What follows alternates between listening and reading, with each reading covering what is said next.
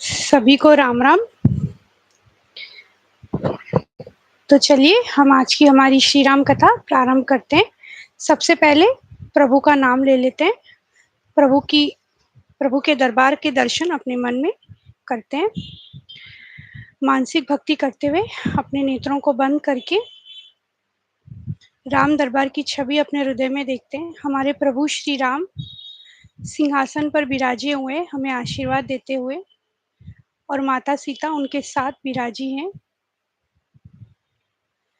भरत जी, लक्ष्मण जी और शत्रुघ्न जी हाथ जोड़े खड़े हैं तथा हमारे बजरंगबली प्रभु के श्री चरणों में बैठे हैं और हम प्रभु से निवेदन कर रहे हैं, हाथ जोड़ के उनके श्री चरणों में नतमस्तक करते हुए कि हे प्रभु श्री राम, हम पर हमेशा अपनी कृपा बनाए रखें और आशीर्वाद दें कि हम सफलतापूर्वक श्री रामचरितमानस की यह पोथी संपूर्ण कर सकें। बोल सियावर रामचंद्र की जय। तो हमने देखा कि किस तरह से मतलब अब राम राज्य और तो हो गया था और अब आगे की कथा हम देख रहे थे, जिसमें जो काकभूषुंडी जी, जो गरुड़ जी थे, उन्हें कहीं न कहीं थोड़ी-सी शंका हुई पक्षीराज गरुड़ को कि भगवान होके ऐसे साधारण सा काम कैसे कर रहे हैं, जब उन्हें नागपाश से प्रभु को छुड़ाना था। तो उसी समय जैसे उनके मन में अभिमान आया, जैसे कि कहते हैं प्रभु कभी अपने भक्तों के मन में अभिमान नहीं रहने देते हैं, क्योंकि अभिमान ही सबसे बड़ा शत्रु होता है, दुश्मन होता है हमारा। तो फिर गरुड़ देव जी, पक्षीराज गरुड़ देव सोचते-सोचते नारद जी के पास गए, वहाँ से फिर ब्रह्मा जी के पास उन्होंने भेजा। ब्रह्मा जी ने फिर शिव जी को डायरेक्ट किया और हमारे महादेव ने कहा कि मैंने जिनसे वह कथा सुनी, आप उनके पास जाकर सुनिए। मैंने सुनी है ये कथा अ, पक्षी काकभूषुंडी जी से। तो काकभूषुंडी जी एक नील पर्वत पर रहते हैं, आप वहाँ जाइए, उनकी कथा सुनिए। कहीं न कहीं उद्देश्य ये था कि भगवान प्रभु श्री राम चाहते थे कि उनकी कथा गरुड़ पक्षीराज गरुड़ काकभूषुंडी जी से सुने, और दूसरी चीज़ महादेव ने ये सोचा कि पक्षी की भाषा जल्दी ही समझ जाएगा, और इसी तरह महादेव ने उन्हें काकभूषुंडी जी के पास भेजा और काकभूषुंडी जी ने प्रभु की सब कथा शुरू से लेके अंत तक सुना दी। और फिर गरुड़ जी का जो सारा जो जो थोड़ी-सी भी शंका थी, वो सब जाती रही। अब कोई शंका मन में नहीं रही तथा वो अब अभिमान रहित हो गए। फिर आगे चलते-चलते जैसे एक-एक बातें चल रही थी, तो गरुड़ जी ने पूछा काकभूषुंडी, मतलब माता पार्वती जी ने पूछा शिव जी से कि ऐसी क्या बात थी कि कौवे का शरीर है इनका, ये इतने ज्ञानी हैं, श्री राम कथा कहते हैं जिनसे खुद महादेव कथा सुन रहे हैं, इतने ज्ञानी हैं, तो पक्षी क्यों हैं? कौवे का रूप क्यों है इनका? तो कौवे का शरीर क्यों है? इस तरह से बात छिड़ी। तो फिर गरुड़ जी से अब वो कह रहे हैं कि सुनिए, ये कथा थी, कहीं न कहीं मेरे मन में भी थोड़ी-सी शंका हो ही गई थी होगी, तभी प्रभु ने मुझ पे भी दया की। अब देखिए आगे की कथा हम सुनते हैं। फिर धीरे-धीरे काकाभूषुंडी जी प्रभु श्री राम के बचपन की कथा सुना रहे थे। बाल लीलाएँ जब प्रभु कर रहे थे, माताओं के साथ खेल रहे थे, तो काकाभूषुंडी जी भी वहाँ जाते, उनके साथ खेलते, दिव्य लीलाएँ करते।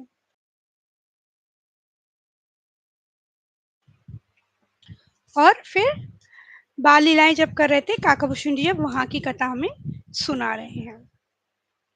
हमने बहुत सी अच्छी बातें भी सीखी इसमें। हमने ये भी देखा कि प्रभु का नाम लेंगे तभी हम मोक्ष पद प्राप्त कर सकते हैं, वरना 84 लाख योनियों में हमें एक-एक खनों में जाते रहना पड़ेगा। और संत-असंतों की बातें हमने सीखी, क्या अच्छा है, क्या बुरा है, क्या पाप है, क्या पुण्य, ये भी हमने देखा था। अब देखिए क्या कह रहे हैं काकाभूषुंडी जी, कह रहे मैं जैसे-जैसे अब एक बाल लीला जो प्रभु श्री राम ने की थी उनके साथ, वो बता रहे हैं हमें। जैसे ही वो उड़ते, प्रभु अपने चरण कमलों से दौड़ते-दौड़ते उन्हें पकड़ने के लिए दौड़ते, उड़ जाते थे काकाभूषुंडी जी, इस तरह से चल रहा था। जैसे-जैसे मैं आकाश में दूर उड़ता, वैसे-वैसे ही वहाँ श्री हरि की भुजाएँ अपने पास देखता। अब वो उड़ रहे हैं, क्योंकि इनके मन में यही शंका आई थी ना कि एक मतलब भगवान का रूप कैसे है, इतने छोटे से बालक इस तरह की क्रीड़ाएँ कर रहे हैं, माताओं के साथ नॉर्मल है। तो फिर अब ये थोड़ा-सा भगवान उन्हें बता रहे हैं अपना चमत्कार। जैसे भी उड़ रहे हैं, जितनी दूर उड़ रहे हैं, उतनी दूर भुजाएं उन्हें पकड़ने के लिए दौड़ रही है। देखिए, ब्रह्मलोक लगी गयऊँ मैं, चितयऊँ पाछ उड़ात, जुग अंगुल कर बीच सब, राम बुझई मोहि तात, सियावर रामचंद्र भज जय शरणम। अर्थात मैं ब्रह्मलोक तक गया और जब उड़ते हुए मैंने पीछे की ओर देखा तो हे तात, श्री राम जी की भुजाएं और मुझ में केवल दो ही अंगुलियां बीच में थी, मतलब दो ही अंगुलियों का गैप था। तो इतनी नजदीक दिख रहा है, जितनी दूर ब्रह्मांड चले गए वो उड़ते उड़ते काकभूषुंडी जी, और प्रभु के हाथ वहां भी उन्हें दिखाई दे रहे हैं, बिल्कुल 2 अंगुली के उतना ही डिफरेंस है। और जब मैं भयभीत हो गया तब मैंने आंखें मूंद ली, फिर आंखें खोलकर देखते ही अवधपुरी में पहुंच गया। अचानक वापस अवधपुरी आ गए। मुझे देखकर श्री राम जी मुस्कुराने लगे, उनके हंसते ही मैं तुरंत उनके मुख में चला गया। हे पक्षीराज सुनिए, जैसे ही प्रभु हंसे वो मुख में चले गए। अब ये देखिए, हे पक्षीराज, मैंने उनके पेट में, प्रभु के पेट में जो बाल लीला कर रहे थे हमारे प्रभु, बहुत से ब्रह्मांडों के समूह देखे। पेट में बहुत से ब्रह्मांडों के समूह देखे। उन ब्रह्मांडों में अनेकों विचित्र लोक थे जिनकी रचना एक से एक की बढ़कर थी। एक ही ब्रह्मांड नहीं है, एक ही धरती नहीं है, ऐसे न जाने कितने ब्रह्मांड है जो प्रभु के पेट में उन्होंने देखे अंदर जाते ही, जो कभी न देखा था, न सुना था, और जो मन में भी नहीं समा सकता था, अर्थात हम जिसके बारे में सोच भी नहीं सकते, मतलब इमेजिन भी नहीं कर सकते हैं, वही सब अद्भुत सृष्टि मैंने देखी।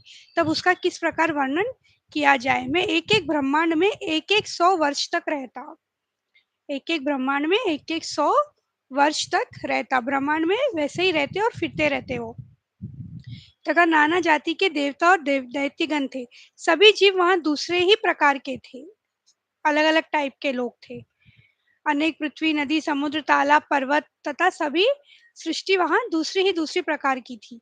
प्रत्यंत ब्रह्मांड में मैंने अपना रूप देखा तथा अनेकों अनुपम वस्तुएं देखी। प्रत्येक भुवन में न्यारी ही अवधपुरी, भिन्न ही सरयू जी और भिन्न प्रकार के नर नारी थे। सब अलग अलग चल रहे थे, है सब कुछ लेकिन अलग अलग। हे तात सुनिए, दशरथ जी, कौशल्या जी और भरत जी आदि भाई भी भिन्न भिन्न रूपों के थे, सेम टू सेम नहीं है, अलग अलग दिख रहे हैं, रूप अलग है। मैं प्रत्येक ब्रह्मांड में राम अवतार और उनकी अपार बाल लीलाएं देखता फिरता। सोचिए क्या, कितनी अच्छी इनकी किस्मत है कि सारी बाल लीलाएं ये प्रभु की देखते फिर रहे हर ब्रह्मांड में। भिन्न भिन्न में दीख सबू, अति विचित्र हरिजान, अगणित भुवन फिरे प्रभु, राम न देखूं आन, सियावर रामचंद्र भज जय शरणम। सब भिन्न भिन्न थे, मतलब डिफरेंट डिफरेंट थे, लेकिन मैं अनगिनत ब्रह्मांडों में फिरा, पर प्रभु श्री रामचंद्र जी को मैंने दूसरी तरह का नहीं देखा। प्रभु श्री राम सारे ब्रह्मांडों में एक जैसे हैं, हालांकि सब कुछ भिन्न भिन्न है, लेकिन प्रभु श्री राम वही है। अनेक ब्रह्मांडों में भटकते मुझे मानो 100 कल्प बीत गए, 100 कल्प बीत गए। फिर अब जब अपने प्रभु का अवधपुरी में जन्म अवतार सुना तब प्रेम से परिपूर्ण होकर मैं हर्षपूर्वक उठ दौड़ा। वैसे घूमते फिरते फिर वो अपने आश्रम को आ गए और फिर वहां रहे, और जैसे ही पता चला अवधपुरी में प्रभु आए हैं, बस खुशी का ठिकाना ही नहीं रहा और वो चल पड़े। मैं बार बार विचार करता था, मेरी बुद्धि मोह रूपी कीचड़ से व्याप्त थी। वह सब मैंने 2 ही घड़ी में देखा। मन में विशेष मोह होने से मैं थक गया। इतना सब, ये सब पेट में ही हो रहा है, जब जैसे मुंह के अंदर गए ना, सब वहीं पे हो रहा है। मुझे व्याकुल देखकर तब कृपालु श्री रघुवीर हंस दिए। हे धीर बुद्धि गरुड़ जी सुनिए, उनके हंसते ही मैं मुख से बाहर आ गया, क्योंकि मुख के अंदर गए थे ना, इतने थक गए अब काकाभूषण जी, और इन्हें अधीर देखकर प्रभु ने हंसा और मुख से वो बाहर आ गए। कह रहे कि ये सब सोचकर भी मेरे शरीर की तो सुध-बुध मैं भूल गया, और हे हे आर्त जनों के रक्षा कीजिए पुकारता हुआ पृथ्वी पर गिर पड़ा। मुख से बात भी नहीं निकलती थी। प्रभु ने अपना कर कमल मेरे सिर पर रखा। दीन दयालु ने मेरा संपूर्ण दुख हर लिया, क्योंकि चक्कर ही आ गया, इतने ब्रह्मांड देखेंगे तो क्या ही होगा। गिर गए और जैसे ही प्रभु ने उनके सर पे हाथ रखा वो ठीक हो गए। और फिर प्रभु ने कहा, हे काकभूषुंडी, तू मुझे अत्यंत प्रसन्न जानकर वर मांग। और अब तक तो आप समझ ही गए होंगे कि क्या वर मांगने वाले हैं, यही कि प्रभु आपकी भक्ति हमें दे। वही कहा, ये देखिए सुनिए, ज्ञान विवेक प्रभु कह रहे हैं, सब कुछ इतनी सारे चीजें बोली प्रभु ने, जो इच्छा हो वो मांग ले, जित जो चाहिए वो मैं दे दूंगा। तो हमारे काकाभूषण जी ने कहा, भक्ति से रहित सब गुण और सब सुख वैसे ही फीके हैं जैसे नमक के बिना बहुत प्रकार के भोजन के पदार्थ। यानी कि भक्ति अत्यंत आवश्यक है। जैसे हम नमक खाने में नहीं हो तो कहते हैं ना, absence of the salt is always felt. Presence नहीं पता चलता है, एब्सेंस पता चलता है। तो आपकी भी अहमियत ऐसी होनी चाहिए, महत्वपूर्ण आवश्यकता ऐसी होनी चाहिए महत्वपूर्णता की, अगर आप प्रेजेंस हो, भले ही हो ना हो फर्क ना पड़े, लेकिन अगर एब्सेंट हो तो जरूर फर्क पड़े। तो यही कह रहे हैं कि जैसे नमक होता है सॉल्ट, उसी तरह से हमारी भक्ति है। अगर भक्ति नहीं है तो फिर किसी चीज का कोई मतलब नहीं। जैसे कितनी भी टेस्टी डिश हो, अगर नमक ना हो तो हमें नहीं चलेगा। वही कह रहे हैं, भक्ति से रहित तो सब गुण और सुख फीके ही है, भजन से रहित सुख किस काम के। हे पक्षीराज, ऐसा विचार कर कर मैंने फिर बोला कि मुझे प्रसन्न होकर आप वही वर दीजिए, भक्ति वाला वर दीजिए। और प्रभु श्री राम जी ने दया करके मुझे अपनी वही भक्ति दे दी। प्रभु ने कहा एवं अस्तु कहकर रघुवंश के स्वामी परम सुख देने वाले वचन बोले, हे काक सुन, तू स्वभाव से ही बुद्धिमान है, ऐसा वर कैसे न मांगता। अर्थात कोई और होते तो क्या मांगते, गाड़ी बंगला पैसा, मतलब बहुत कुछ, जितना कुछ हो सकता है सब मांग लेते, खुश खुशी परिवार, खुशहाल परिवार, सोना चांदी डायमंड्स हर चीज। लेकिन प्रभु कह रहे हैं कि आप बुद्धिमान हो काकभूषण जी से, तभी तो ऐसा वर मांग रहे हो, नहीं तो मतलब यही अपेक्षा थी। हे पक्षी सुन, मेरी कृपा से अब समस्त शुभ गुण तेरे हृदय में बसेंगे, तू साधन का कष्ट नहीं होगा, मतलब अब कोई कष्ट नहीं होगा। प्रभु कह रहे, हे काक सुन, मुझे भक्त निरंतर प्रिय है, ऐसा विचार कर शरीर वचन और मन से मेरे चरणों में अटल प्रेम करना। मैं तुझको यह निज सिद्धांत सुनाता हूँ, सुनकर मन में धारण कर और सब तज कर मेरा भजन कर। किंतु मनुष्य मुझको सबसे अधिक अच्छे लगते हैं। प्रभु कह रहे, सब कहते कहते उन्हें मुझे मनुष्य अच्छे लगते हैं। मैं तुझसे बार बार सत्य कहता हूँ कि मुझे अपने सेवक के समान प्रिय कोई भी नहीं है। प्रभु की जो सेवा करेगा प्रभु ने बड़ा ही प्रेम करेंगे। भक्तिहीन ब्रह्मा ही क्यों न हो, वह मुझे सब जीवों के समान ही प्रिय है, परंतु भक्तिमान अत्यंत नीच भी प्राणी मुझे प्राणों के समान प्रिय है, यह मेरी घोषणा है। अगर भक्ति ना हो तो सभी के समान है, लेकिन अगर भक्ति भक्ति होते हुए अगर आप नीच भी हो तो भी वह प्रभु को प्राणों से भी प्रिय है। शबरी जी की कथा तो हमने सुनी थी कि मतलब कहते हैं ना, शबरी जी थोड़ी नीच जाति की थी, छोटी जाति की थी। एक मिनट,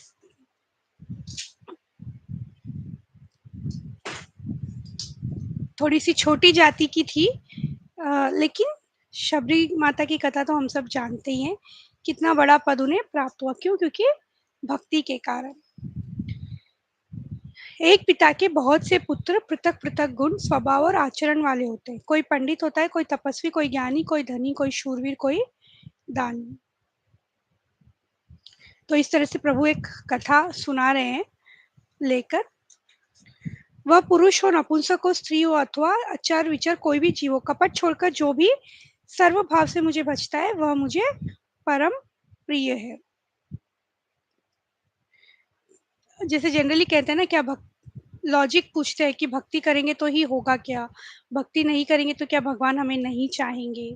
तो ऐसे जनरली माइंड में चलते रहते हैं बहुत लोगों के क्वेश्चंस। तो उसका जवाब यहाँ पे दिया गया है। एक पिता के बहुत से पुत्र थे, तो कथा जैसे मैं बिल्कुल शॉर्टकट में ले लेती हूँ। पिता के पुत्र सबके अलग अलग गुण थे। वह पुत्र पिता को प्राणों के समान प्रिय था। कोई सर्वज्ञ, कोई धर्म पारायण होता है, पिता का प्रेम इन सभी पर समान होता है। बच्चे चाहे कैसे भी हो, पिता का प्रेम बिल्कुल समान रूप से होता है, मतलब इक्वल होता है सभी के लिए। परंतु इनमें से यदि कोई मन वचन और कर्म से पिता का ही भक्त होता है, स्वप्न में भी दूसरा धर्म नहीं जानता, वह पुत्र पिता को प्राणों के समान प्रिय होता है। मतलब कुछ भी हो, मेरे पापा ही सब कुछ है। मतलब जो भी बेटा है, यहाँ बेटे का एग्जाम्पल है, मतलब बिल्कुल जैसे भगवान को पूजते हैं ना, उस तरह से अगर आप पिता को पूज रहे हैं, तो पिता को वो प्राणों के समान प्रिय होता है। चाहता तो वो सभी बच्चों को है, लेकिन जो क्योंकि वो बिल्कुल पिता से ही प्रेम कर रहा है, पिता के बारे में ही सोचा है, धर्म भी नहीं फॉलो करे, सिर्फ पिता, तो वो प्राणों से प्रिय होता है। वह पुत्र पिता को प्राणों यद्यपि वह सब प्रकार से अज्ञान ही हो, भले ही वो मूर्ख क्यों ना हो, लेकिन क्योंकि वो पिता को इतना ज्यादा प्रेम करता है, मूर्ख होते हुए भी पिता के प्राण उसमें बसेंगे, प्राणों से प्रिय होगा वो। इस प्रकार पशु पक्षी देव मनुष्य और असुरों समेत जितने भी चेतन और जड़ जीव हैं, यह संपूर्ण विश्व मेरा ही पैदा किया हुआ है, अतः सब पर मेरी बराबर दया है। तो ऐसा नहीं आप भक्ति नहीं करेंगे तो भगवान आपको नहीं देखेंगे, सब पर मेरी समान दया है, मतलब बराबर दया करते हैं। परंतु इनमें से जो मद और माया छोड़कर मन वचन और शरीर से मुझको भजता है, वह भले ही पुरुष हो नपुंसक हो कोई भी हो, स्त्री हो अथवा चर चर कोई भी जीव हो, कपट छोड़कर जो भी सर्व भाव से मुझे भजता है, वही मुझे परम प्रिय है। तो प्रभु की भक्ति जो करेगा वही उन्हें परम प्रिय रहेगा। प्रिय तो सब है, तुझे काल नहीं व्यापेगा, मतलब जो काकाभूषण जी थे उनसे कह रहे हैं कि ये सब उन्हें बताते हुए कह रहे हैं कि तुझे काल नहीं व्यापेगा। नेत्रों में जल भरकर और मुख को कुछ रूखा सा बनाकर उन्होंने माता की ओर देखा, और माता समझ गई कि बहुत भूख लगी है इसे। अब वापस वो अपनी बाल लीलाएं प्रभु कर रहे हैं, माता की ओर देख रहे हैं, तो माता समझ गई कि इसे भूख लगी है। यह देखकर माता तुरंत उठ दौड़ी और कोमल वचन कहकर उन्होंने श्री राम जी को छाती से लगा लिया।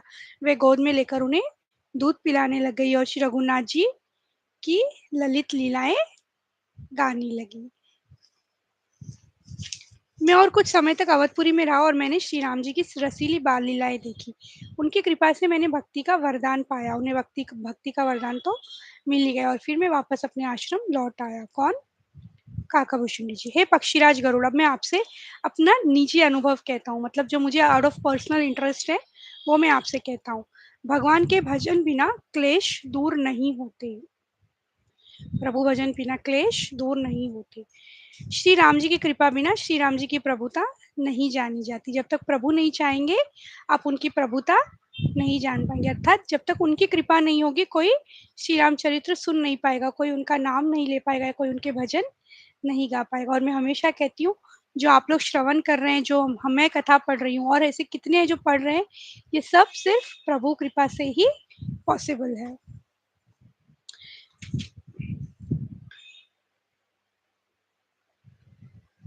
और इसी प्रकार श्री हरि के भजन बिना जन्म मृत्यु के भय का नाश नहीं होता। बिनु विश्वास भक्ति नहीं, तेहि बिनु द्रवहि न राम। राम कृपा बिनु सपने हूँ, जीव न लह विश्राम। सियावर रामचंद्र भज जय शरणम। बिना विश्वास के भक्ति नहीं होती, भक्ति के बिना श्री राम जी पिघलते नहीं, और श्री राम जी की कृपा के बिना जीव स्वप्न में भी शांति नहीं पाता। मैंने अपनी बुद्धि के अनुसार प्रभु के प्रताप और महिमा का गान किया, मैंने सारी कथा कह सुनाई। मैंने इसमें कोई बात युक्ति से बढ़ाकर नहीं कही, मतलब जो जैसा था वैसे ही, मिर्ची मसाला ऐसा या कम या ज्यादा नहीं कहा। जो मेरा अनुभव था वो काकाभूषण जी गरुड़ जी से कह रहे, मैंने वह कहा। यह सब अपनी आंखों देखी मैंने कही है। इसी प्रकार हे तात, श्री रघुनाथ जी की महिमा भी अथाह है, क्या कभी कोई उसकी था पा सकता है। अर्थात कितना भी आप पढ़ो आपको बस नहीं होगा, लगेगा कि और चाहिए और चाहिए। भगवान अरबों कामदेवों के समान सब कामनाओं को देने वाले हैं, मतलब कामधेनु गाय के बारे में हमने देखा था। सुख के भंडार करुणाधाम भगवान प्रेम के वश हैं, ममता मद और मान को छोड़कर सदा श्री जानकी नाथ जी का ही भजन हमें करना चाहिए। भूषुंडी जी के सुंदर वचन सुनकर पक्षीराज जी बड़े हर्षित हुए, उनके नेत्रों में जल भर आया, प्रेम अश्रु धारा बह रही थी और मन अत्यंत हर्षित हो गया।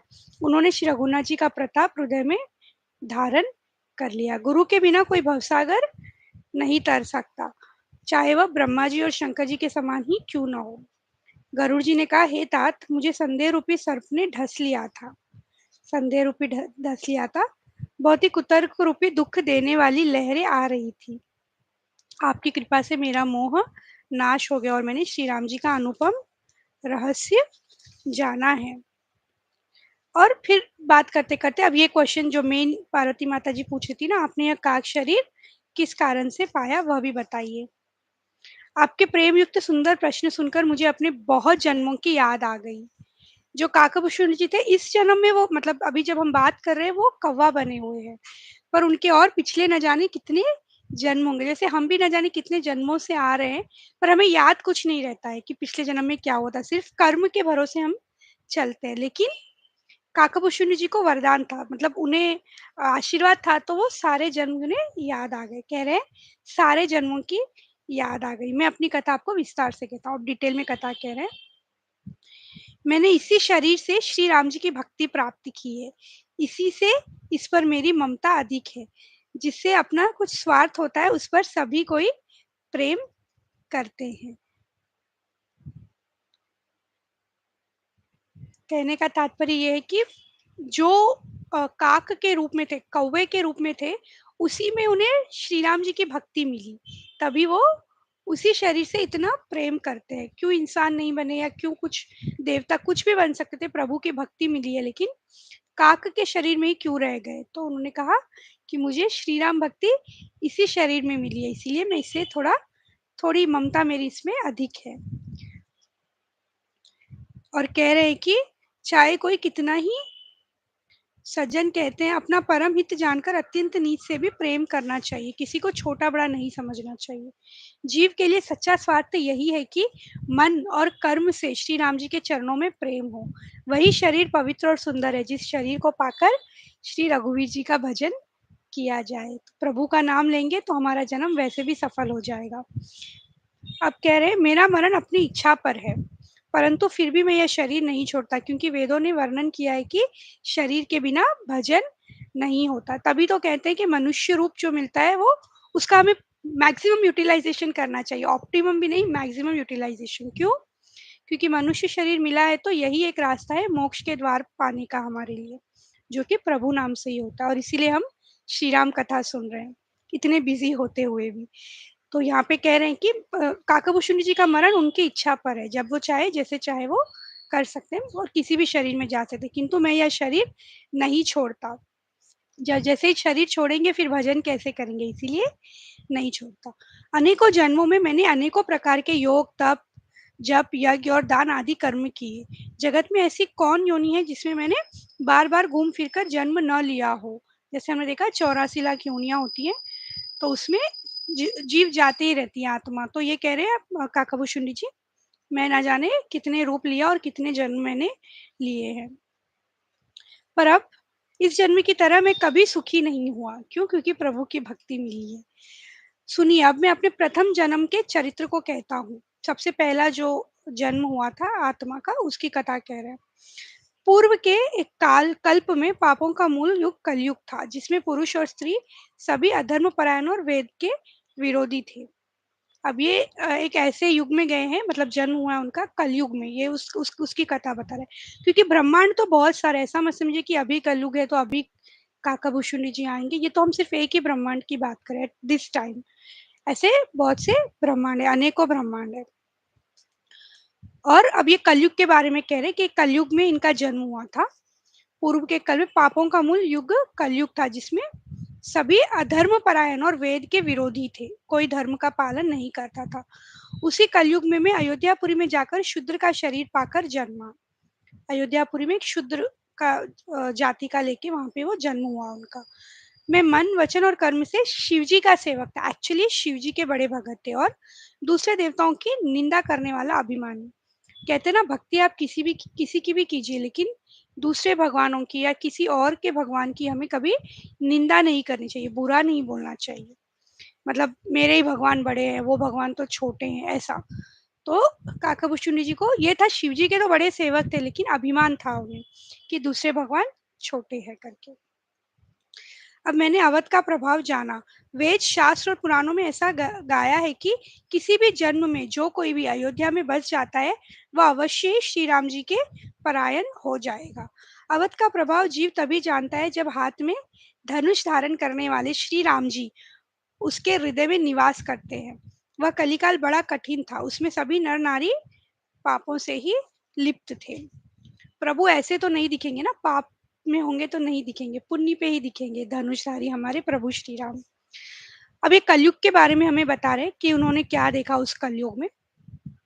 सभी लोग मोह के वश हो गए, मतलब दुनिया ही सब कुछ है, दुनिया में ही भागम दौड़ी कर रहे हैं। शुभ कर्मों को लोभ ने हड़प लिया है, मतलब पैसा ही सब कुछ है। हे ज्ञान के भंडार, हे श्री हरि के वाहन, सुनिए अब मैं कली के कुछ धर्म कहता हूँ। क्या क्या हुआ उस समय सुनिए। जिसको जो अच्छा लग जाए वही मार्ग है, जो डिंग मारता है वही पंडित है, जो मिथ्या आरंभ करता है मतलब आडंबर रचता है और जो दम्भ ते रत है उसी को सब कोई संत कहते हैं। जो दूसरे का धन हरण कर ले वही बुद्धिमान है, जो दम्भ करता है वही बड़ा आचारी है, जो झूठ बोलता है और हंसी दिल्लगी करना चाहता है कलयुग में वही गुणवान कहा जाता है। जो आचारहीन है और वेद मार्गों को छोड़े हुए है कलयुग में वही ज्ञानी और वही वैराग्यवान है। जिसके बड़े बड़े नख और लंबी लंबी जटाएं हैं वही कलयुग में प्रसिद्ध तपस्वी है। कहने का तात्पर्य है आडंबर है, कलयुग में सब कुछ आडंबर है। वेद पुराण भगवान तो कोई मानता नहीं है, लेकिन सब ऐसा दिखाते हैं कि बहुत कोई मान रहे हैं। तो ये सब उन्होंने देखा। और जैसे तपस्वी कौन है, जिसके लंबे लंबे नख और लंबी लंबी जटाएं हैं वही प्रसिद्ध तपस्वी है। मतलब जो तपस्या एक्चुअल में कर रहा हो नहीं मालूम नहीं है, लेकिन लंबी लंबी जटाएं होंगी तो उस जो ऑरेंज कपड़े हम भी देखते हैं ना बहुत से लोगों को, तो हमें कभी कपड़ों पे नहीं डिसाइड करना चाहिए, हमें लोगों के आचरण से डिसाइड करना चाहिए कि वो संत है या तपस्वी है, अच्छे है या बुरे है। कपड़ों से कभी नहीं करना चाहिए। ब्राह्मणों को शूद्र ज्ञानोपदेश करते हैं और गले में जनेऊ डालकर कुत्सित दान लेते हैं। ब्राह्मण भी अभी कोई भी ब्राह्मण बन जा रहा है, बेसिकली ये बोलना चाह रहे, शूद्र भी बन जा रहा है।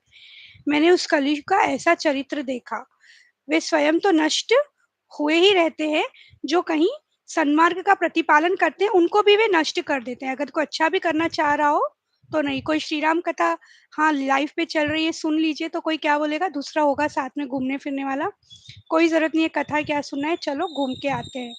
जो तर्क करके वेद की निंदा करते हैं वे लोग कल्प कल्प भर एक एक नरक में पड़े रहते हैं।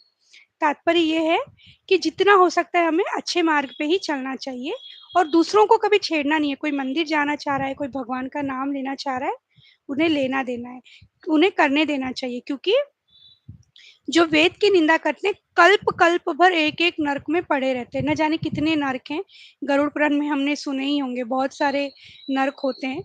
तो कल्प कल्प भर हम उसी में पड़े रहेंगे यदि हम निंदा करेंगे। कलयुग में सब वर्ण संस्कार और मर्यादा से च्युत हो गए, वे पाप करते हैं और उनके फलस्वरूप दुख भय रोग शोक और वियोग पाते हैं प्रिय वस्तु का। चलिए आज की कथा का समय यही हो गया है, हम आज के लिए कथा को विश्राम देते हैं। हो सिया राम मैं सब जग जानी, करहूँ प्रणाम जोरी जुग पानी। राम सिया राम जय जय राम। राम सिया राम जय जय राम। बोल सियावर रामचंद्र की जय, पवन सुत हनुमान की जय। बोलो भाई सब संतन की जय।